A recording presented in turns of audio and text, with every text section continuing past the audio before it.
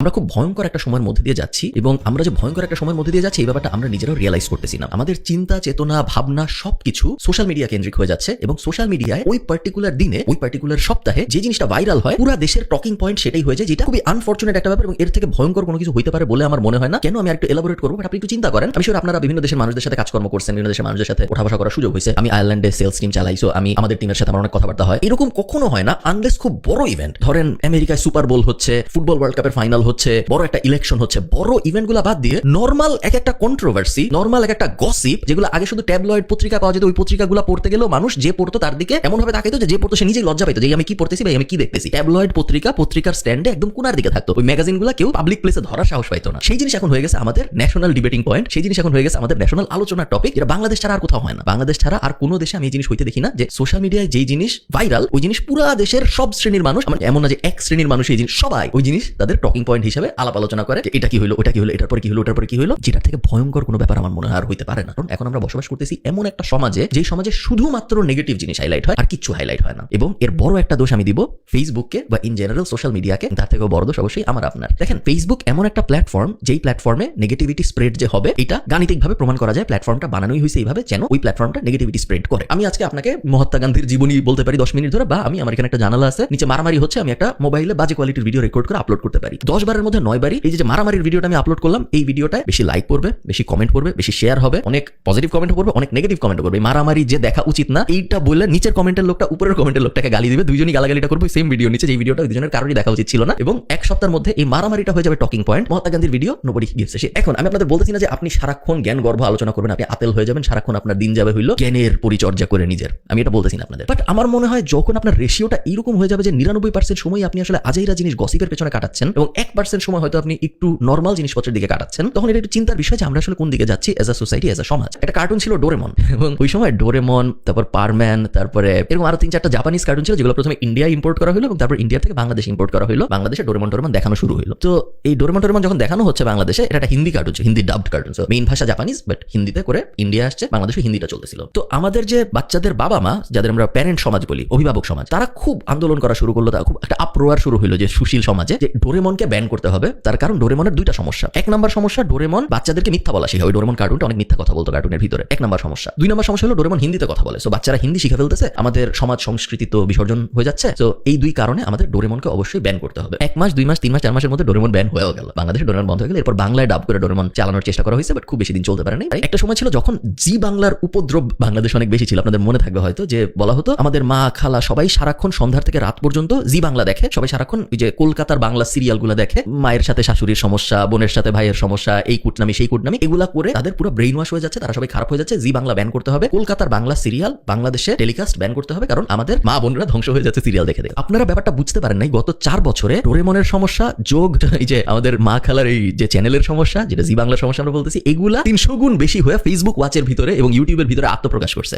Social মিডিয়ায় যখন কিছু আপলোড করা হয় এখন এই খারাপের কোনো লিমিট নাই এবং আমরা একটা নেগেটিভ সার্কুলার মোশনের মধ্যে আছি, যেখানে প্রত্যেকে নতুন খারাপের ব্যারিয়ার সেট করতেছে, তার কারণ আগের খারাপে আর কাজ হচ্ছে না। হিউম্যান বিং এর সেন্সিটিভিটি টলারেন্সের একটা বিষয় আছে, যে হিউম্যান ব্রেইনের নেগেটিভিটির টলারেন্স আস্তে আস্তে বাড়ে ডিপেন্ডিং অন আমরা কোন সিচুয়েশনে থাকি। বাংলাদেশে যে ব্যাপারটা হয়েছে, আমরা নেগেটিভিটি টলারেন্সের লিমিট প্রতিনিয়তই আগের থেকে উপরে নিয়ে যাচ্ছি, খারাপের লিমিট আমরা ক্রস করে যাচ্ছি প্রত্যেক বছরই আগের বছর থেকে, এবং ভয়ঙ্কর ব্যাপার হলো এটার কোনো শেষ নাই। একটা টাইম আসবে যখন আমাদের মনে হবে যে, এবং এই টাইম হয়তো অলরেডি চলে আসছে, যে রাস্তায় একটা খুন হয়েছে, এই খুনের অ্যানালাইসিস করে খুনের ভিডিও টিডিও দেখায় আমরা দেখবো ইউটিউবাররা, ফেসবুকে কন্টেন্ট ক্রিয়েটররা ভিডিও বানাচ্ছে যে এই অ্যাঙ্গেল থেকে দেখেন, ওই অ্যাঙ্গেল থেকে দেখেন, এভাবে দেখেন, ওভাবে দেখেন। সমস্যাটা কি জানেন? সমস্যাটা হলো একটা সমাজ যাদের সেলিব্রেট করে, ইভেনচুয়ালি সেই সমাজের মানুষজন ওই সেলিব্রেটেড মানুষজনের মতো হওয়া শুরু করে, এবং এটা সজ্ঞানে হয় না, এটা প্যাসিভলি হয়, এটা অজ্ঞানে হয়। আপনি সজ্ঞানে জানেন যে যেই লোক সারাদিন টিকটকে নাচতেছে, বা যেই মেয়ে সারাদিন টিকটকে নাচতেছে, বা যে এটা আজে বাজে টপিক নিয়ে কথাবার্তা বলতেছে, এক লোক ঠিক আছে, সে বইমেলার ভিতরে সবাইরে বাংলা ট্রান্সলেশন জিজ্ঞেস করতেছে ইংরেজি শব্দের, ঠিক আছে, সে খারাপ। বাট আমরা মার্কেটিং একটা কথা বলি, promoter is often Wars than the creator. So আমরা বুঝতে পারতেছেন আমি কি বলতে চাচ্ছি। সে খারাপ, বুঝলাম, তার এটা করা উচিত হয় না। বাট এইটা নিয়ে যে 300 জন ভিডিও বানায় এটা অ্যানালাইসিস করা শুরু করলো, যার কারণে আপনি জানলাম, আমরা তো জানতাম না, আমাদেরকে তো উনি ট্রান্সলেশন ধরে নাই, আমাদের কোনো ধারণাই ছিল না, অন্য কোনো বিষয় কোনো আগ্রহ ছিল না। আমরা কোন লোক কোন মেয়েকে বিয়ে করছে এটা পুলিশে কেস, যদি বয়স 16 বছর কমে থেকে 18 কমে থেকে, আমার কোনো জানার আগ্রহ নেই, আমার জানার কোনো দরকার নেই। এখন আমার জানতে হচ্ছে এই লোক দেখেন বাংলা ট্রান্সলেশন জিজ্ঞেস করে, এই লোকের দেখেন ছোট এক ওয়াইফ, এদেরকে আমরা ভুয়া ভুয়া বলে তারাইছি, আমরা খুব ভালো কাজ করছি। এই জিনিসগুলো আমার জানার কোনো আগ্রহ ছিল না, এবং এই জিনিসগুলো যে আমি জানতে পারছি এটার দোষ ওই লোকের না, যে লোক ট্রান্সলেশন জিজ্ঞেস করে ওর এই দোষ না, যে লোক বিয়ে করছে একটা ছোট মেয়েকে ওর দোষ না, এই দোষটা হলো প্রমোটারের। প্রমোটার কারা? ইউটিউব সমাজ, ফেসবুক ক্রিয়েটর সমাজ, টিকটক ক্রিয়েটর সমাজ এবং সাংবাদিক সমাজ। সাংবাদিকতায় যে কি ভয়ঙ্কর অধপতন হয়েছে আমি শিওর আপনারা সবাই দেখছেন গত 3-4 বছরে যে ক্লিক বাণিজ্য ডিপেন্ডেন্ট পুরো নিউজ মিডিয়া হয়ে গেছে। এবং একটা টাইম ছিল যখন পেপার পড়লে ভালো লাগতো, মনে হতো অনেক কিছু জানছি। একটা টাইম ছিল যখন টিভিতে নিউজ দেখলে মনে হতো অনেক কিছু জানছি। এখন আমরা দেখতেছি যে টিভির যে নিউজ পোর্টাল ওগুলো সব কিন্তু ইউটিউবে চলে আসছে এবং তারা চটকদার হেডলাইন দিয়ে সেই অবস্থা একদম মানে প্রতিটা আপনাকে ক্লিক করায় ছাড়বে যে দেখুন এটার সাথে এই হয়েছে ওটার সাথে, ভয়ঙ্কর বাজে অবস্থা। একটা স্পেসিফিক টিভি চ্যানেল আছে, আমি প্রতিবার যখন বাংলাদেশে যাই প্রতিবারই তারা আমাকে ইন্টারভিউর জন্য ডাকে এবং প্রতিবারই আমি মানা করি ভয়ে, তার কারণ আমি ওই চটকদার হেডলাইনের অংশ হইতে চাই না। সেম জিনিস আমরা দেখছি প্রিন্ট মিডিয়া থেকে হয়েছে। আগে প্রিন্ট মিডিয়াগুলো কত ভালো ছিল, এখন সবার ফেসবুক পেজে চটকদার কথাবার্তা, সবারই এখন ইউটিউব চ্যানেলও আছে, ইউটিউব চ্যানেল চটকদার কথা। কারণ ওনাদেরও কিন্তু একা দোষ না, তার কারণ আমাদের নেগেটিভিটি টলারেন্স লেভেল এত উপরে চলে গেছে। এখন নর্মাল ডিভোর্সের কথা আমরা ক্লিক করি না। এখন আমাদের জানতে হবে ডিভোর্স হয়েছে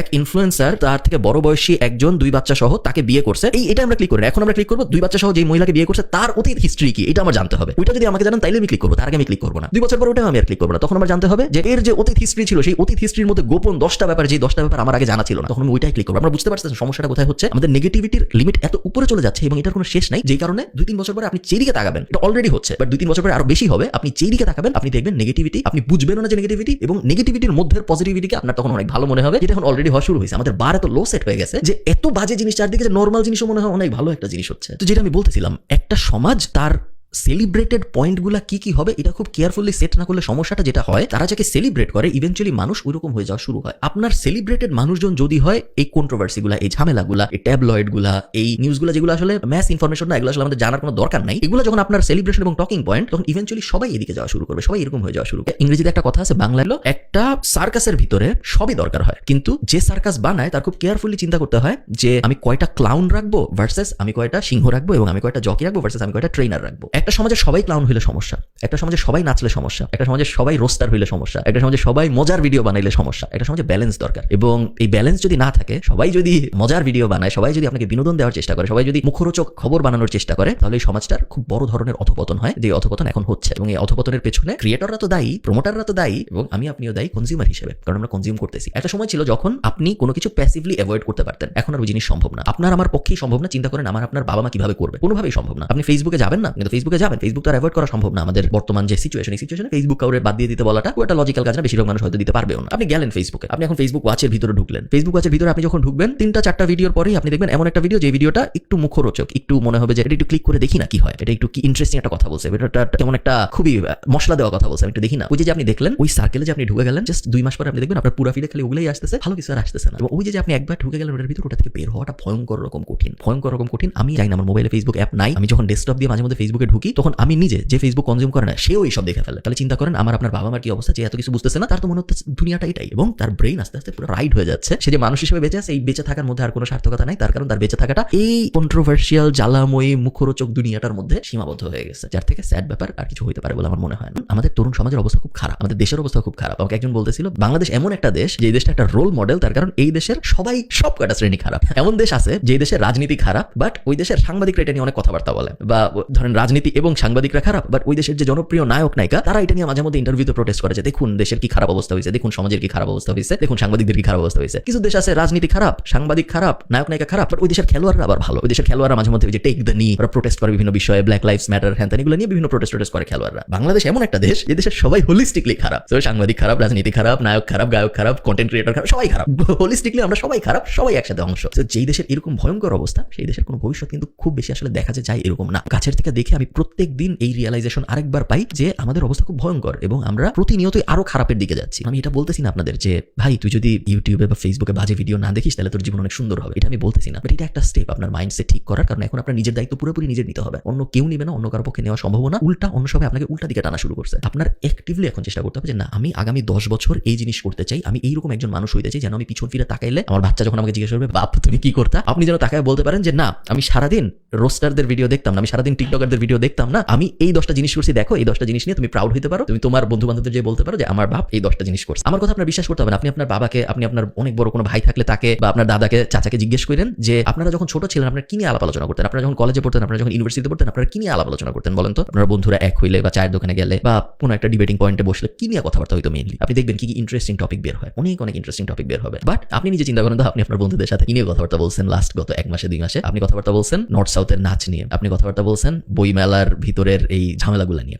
আমি ঠিক জানি না যে কি হবে, বাট আমার খুব ভয় লাগে, তার কারণ আমার ধারণা খুব বাজে সময় আসতে যাচ্ছে আমাদের তরুণ সমাজের জন্য। একদিকে আমাদের এই যে 5th ইন্ডাস্ট্রিয়াল রেভলিউশন পার হয়ে এআই এর যুগ চলে আসছে, সো মিড লেভেল এবং লো লেভেল ওয়ার্কারদের আস্তে আস্তে আমরা রিপ্লেস হয়ে যাইতে দেখতেছি। গত পরশুদিন আমার একজনের সাথে কথা হয়েছে যে বিআরটিএ তে কাজ করতো, তার কাজ বাংলাদেশে বিআরটিএ তে কাজ করতো, তার কাজ অটোমেশন এসে রিপ্লেস করে দিচ্ছে, তার চাকরি চলে গেছে। সো বাংলাদেশের মতো জায়গায়, সরকারি একটা জায়গায় এই জিনিস আমি হইতে দেখছি। সো আপনি চিন্তা করেন ইন্টারন্যাশনালি কি হচ্ছে। আমরা প্রতিনিয়ত প্রত্যেক দিন আমরা নতুন নতুন অটোমেশনের সন্ধান পাচ্ছি, যার কারণে আমাদের ম্যানুয়াল লেবার লাগতেছে না, এবং আমাদের বেশিরভাগ ওয়ার্কফোর্স, বেশিরভাগ তরুণ সমাজ যেহেতু মিডিওকার, এই কারণে তাদের উপরই খড়গটা সবার আগে পড়বে। এটা আমি পুরো ক্লিয়ারলি দেখতেছি, এই কারণে আমি ভয় পাচ্ছি। আমি চাই আপনারা একটু সতর্ক হন, জাস্ট একটু সতর্ক হন, এবং আপনার নিজের ছাড়া আপনার বাঁচার আর কোনো উপায় নেই। খুব ভয়ঙ্কর সময় আসতে যাচ্ছে সামনে।